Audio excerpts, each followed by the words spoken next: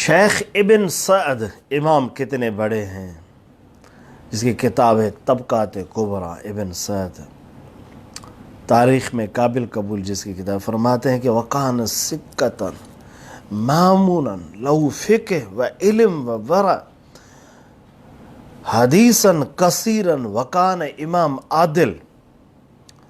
ابن حبان کہتے ہیں فی ثقات التابعین، امام بخاری کہتے ہیں کہ امام مالک کہتے ہیں، امام ابن امیہ کہتے ہیں کہ عمر بن عبدالعزیز امام تھے، امام عادل والے تھے، پختہ شخص تھے، با اعتبار شخص تھے، قابل قبول شخصیت تھے، حدیث میں ان کی روایتیں سب درست تھے۔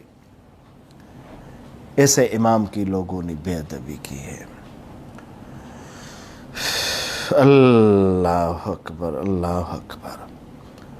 جس دن عمر بن عبدالعزیز کی رحلت مبارک ہوئی، امام حسن بصری رحمۃ اللہ علیہ چیخنے لگے، فرمانے لگے مات خیر الناس، لوگوں میں سے سب سے بہتر شخص رحلت فرمائے۔